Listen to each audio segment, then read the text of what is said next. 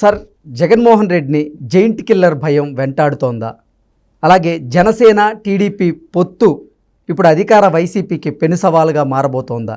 ఒకవేళ గనక Janasena TDP పొత్తుతో vote బ్యాంక్తో ఈ రెండు పార్టీలు గనక పుంజుకుంటే అది జగన్మోహన్ రెడ్డికి పెద్ద లాస్గా మారే అవకాశం ఉందని, అందువల్లే జైంట్ కిల్లర్కి జగన్మోహన్ రెడ్డి భయపడుతున్నాడు, ఆ భయం జగన్మోహన్ రెడ్డిని వెంటాడుతోంది అంటూ కూడా ఒక వార్త బయటకు వచ్చిన నేపథ్యంలో ఏంటి సార్ ఈ వార్తలో వాస్తవం ఉందంటే ఏం చెప్తారు?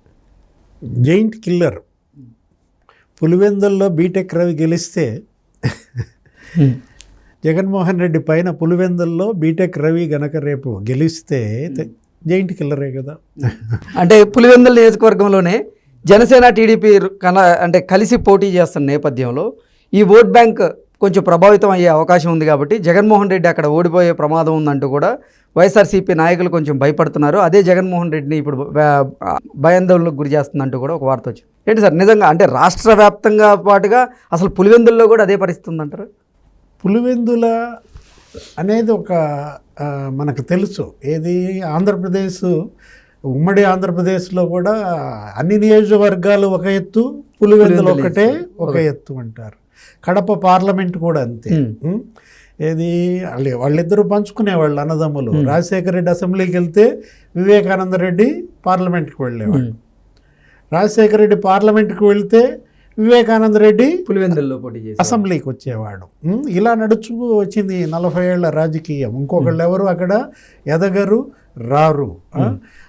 పులివెందుల మార్క్ రాజకీయం అని అంటాం. పులివెందుల రౌడీలని, ఇక ఏదో కడప రౌడీలని ఒక పేరు వచ్చేసింది. యాక్చువల్గా దేవుడి కడప అంటారు. అది వెంకటేశ్వర స్వామి దగ్గరికి వెళ్ళటానికి అది గడప అన్నమాట. అలాంటి ప్రాంతానికి ఇలాంటి చెడ్డ పేరు వచ్చేసి ఇలా నడుస్తూ వచ్చిన దీంట్లో పులివెందుల్లో జగన్మోహన్ రెడ్డి ఓడిపోవటం అనేది మరి ఒక సంచలనమే అవుతుంది. జైంట్ కిల్లర్ అంటే ఇప్పుడు కేసీఆర్ ఓడిపోవాలా, ఏదైనా జరగచ్చు. ఏంటి గుర్రం ఎగరావచ్చు, ఇప్పుడు కేసీఆర్ ఓడిపోతారని అనుకున్నారా? కామారెడ్డిలో ఇటు కేసీఆర్ అటు రేవంత్ రెడ్డి ఇద్దరు ఓడిపోయారు. అతను జైంట్ కిల్లర్. ఏది బీజేపీ. ఇప్పుడు ఇందిరాగాంధీ ఓడిపోయింది, వెంకటరమణారెడ్డి జైంట్ కిల్లర్ అంటారు. ఎక్కడ కామారెడ్డిలో ఇందిరాగాంధీ పైన రాజనారాయణ గెలిచాడు అలహాబాద్లో. ఎన్టీ రామారావు ఓడిపోయారు కదా.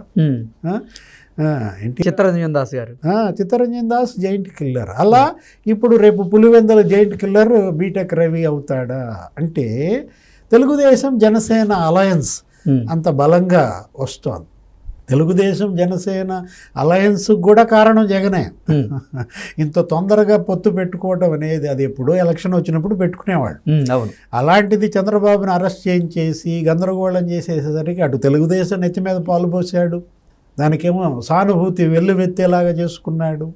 అప్పటికప్పుడు ములాఖత్కి వెళ్ళి పవన్ కళ్యాణ్ పొత్తు కూడా ప్రకటించేశాడు. అంటే అంత తొందరగా వాళ్ళిద్దరి మధ్య పొత్తు ఏర్పాటు చేసింది కూడా జగన్మోహన్ రెడ్డి దగ్గరుండి చేసినట్లు. ఇప్పుడు ఇవన్నీ కూడా తరుముకొస్తున్నప్పుడు అంతే.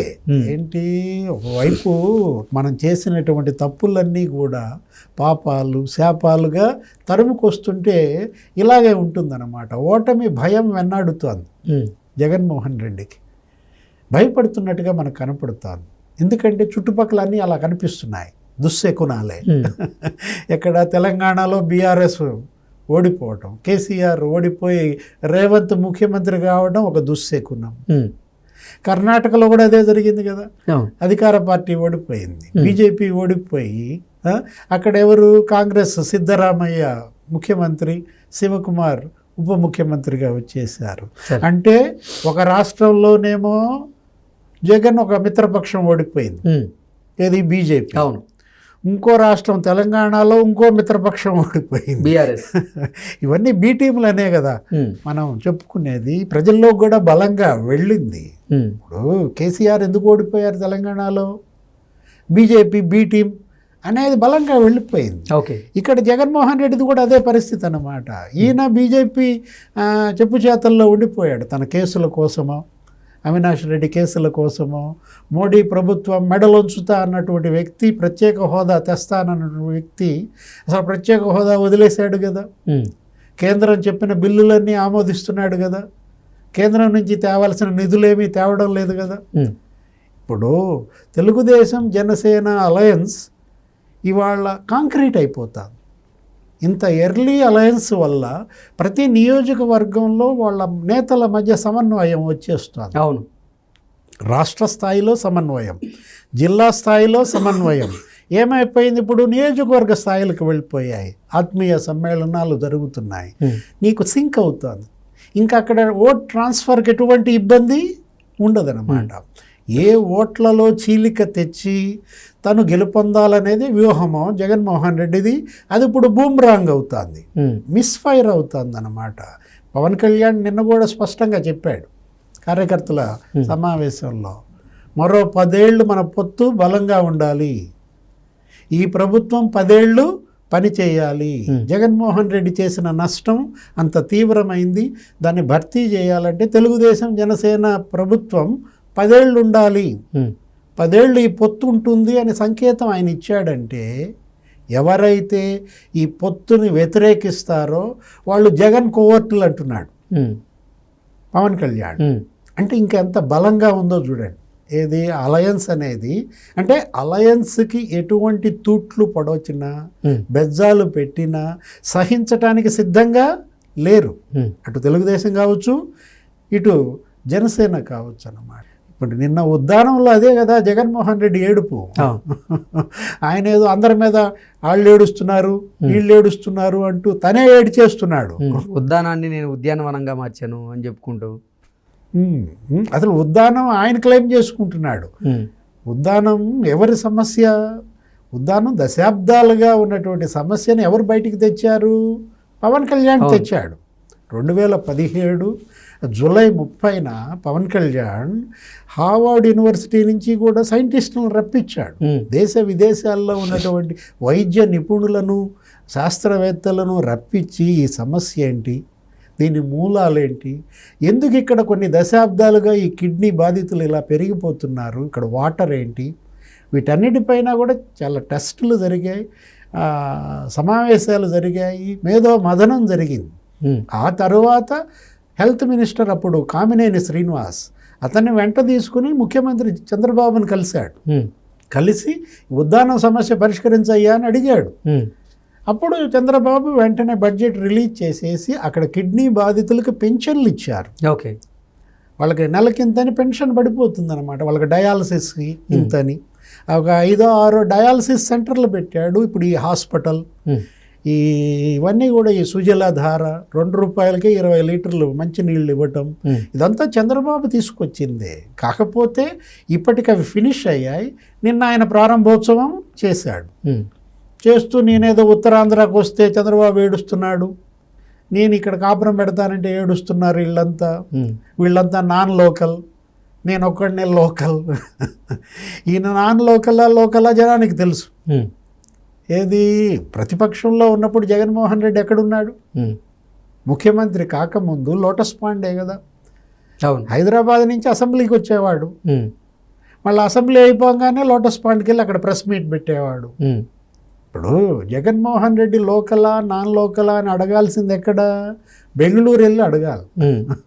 యలహంకలో వెళ్ళి అడిగామనుకో మా లోకల్ అంటారు ఆయన్ని. లేదు లోటస్ పాండ్కి వెళ్ళి అడుగు అంటే వాళ్ళని నాన్ లోకల్ అని ఎగతాళి చేయటం కాదు. ఆయన చంద్రబాబు పుట్టింది ఎక్కడ? నారావారిపల్లె. ఆయన చంద్రగిరి, కుప్పం, ఆయన 14 ఏళ్ళు ముఖ్యమంత్రి. ఆయన నాన్ లోకల్ అంటే మరి అది ఎలా ఉంటుంది? జోక్ కదా. పవన్ కళ్యాణ్ నాన్ లోకల్ అంటే ఎలా నమ్ముతారు? అంటే ఏ విధంగా జగన్మోహన్ రెడ్డి వ్యాఖ్యలు బూమ్రాంగ్ అవుతున్నాయి, మిస్ఫైర్ అవుతున్నాయి అనేది ఉదాహరణ అన్నమాట. ఓకే, అలయన్స్ చూసి భయపడకూడదు. ఇప్పుడు మీరు నిజంగా ఏడ్చేది ఎందుకు? ఇప్పుడు వాళ్ళే ఏడ్చేవాళ్ళు నువ్వంతా బాగా చేసి ఉంటే. పోలవరం నువ్వు కంప్లీట్ చేసావనుకో బోర్ని ఏడ్చేవాళ్ళు తెలుగుదేశం జనసేన. అరే రేపు పోలవరం కంప్లీట్ చేశాడు, ఇంకా ప్రజలు ఇతన్నే మళ్ళా గెలిపిస్తారు. అమరావతి కంప్లీట్ చేస్తే వాళ్ళే ఏడ్చేవాళ్ళు. ఇప్పుడు ఉత్తరాంధ్ర ప్రాజెక్టులు కంప్లీట్ చేసుంటే మహేంద్ర తనయ, ఆ తర్వాత తారక రామ, ఇవన్నీ కూడా నువ్వు పూర్తి చేసి ఉంటే వాళ్ళు ఏడ్చేవాళ్ళు నిజంగానే. రాయలసీమ ప్రాజెక్టులకి నువ్వు నిజంగా డబ్బులు ఇచ్చి హంద్రీనీవా, గాలేరు, నగరి అవన్నీ కంప్లీట్ చేసావా? నువ్వు ఏడవాలా, వాళ్ళు కాదు ఏడిచేది. వాళ్ళు నవ్వుతున్నారు, నీ చేతగాని తనానికి వాళ్ళు నవ్వుతున్నారు, వాళ్ళు ఏడవట్లేదు. జగన్మోహన్ రెడ్డి ఏంటంటే తన ఏడుపును వాళ్ళ ఏడుపుల రూపంలో ప్రజలకు చూపిస్తున్నాడు. దురదృష్టకరం. ఇప్పుడు ఎవరిని ఎవరు కూడా చెడగొట్టరు కృష్ణ, నిన్ను నువ్వే చెడగొట్టుకుంటావు. నీ ఎదుగుదలకు, నీ పతనానికి నువ్వే కారణం తప్ప వేరే వాళ్ళు కాదు. ఇవాళ జగన్మోహన్ రెడ్డిని ఓడించేది కూడా తెలుగుదేశం కాదు, జనసేన కాదు, జగనే ఓడగొట్టుకుంటున్నాడు. నిర్ణయాలు ఇన్ఛార్జీలను మార్చేశాడు కదా, మంత్రులను అటు ఇటు మార్చేశాడు కదా. ఎందుకంత భయం? ఆదిమూలపు సురేష్ను 3 నియోజకవర్గాలు మార్చాడు అంటే ఇప్పటివరకు. అవును. నిన్న చంద్రబాబు గారు కూడా అంటే ఇప్పుడున్నటువంటి సిట్టింగ్ ఎమ్మెల్యేలను 150 మందిని మార్చినా కానీ వైఎస్ఆర్సీపీ గెలవదు, వైఎస్ఆర్సీపీ మీద ప్రజలు వ్యతిరేకతతో ఉన్నారు అంటూ కూడా ఆయన చంద్రబాబు గారు నిన్న మాట్లాడినాడు కదా. అక్కడ చెల్లని కాసు ఇక్కడ చెల్లుద్దా అని అడుగుతున్నాడు. ఇప్పుడు అక్కడ చెల్లని కాసు ఇక్కడ చెల్లుద్దా? ఆ నియోజకవర్గం ప్రజలకు ఆయన అక్కర్లేదు, ఈ నియోజకవర్గం ప్రజలు ఓటేస్తారా ఆయన అడుగుతున్నాడు అన్నమాట. జగన్మోహన్ రెడ్డి పతనం ఈ విధంగా ఉంటుందని మాత్రం మనం ఊహించలేదు. ఎన్నో ఆశలతో అతన్ని గెలిపిస్తే ప్రజలు వాళ్ళ ఆశలను వమ్ము చేశాడు. మరో రాజశేఖర్ రెడ్డిగా ప్రజల మనసుల్లో నిలబడిపోతాడు అనుకున్నాం.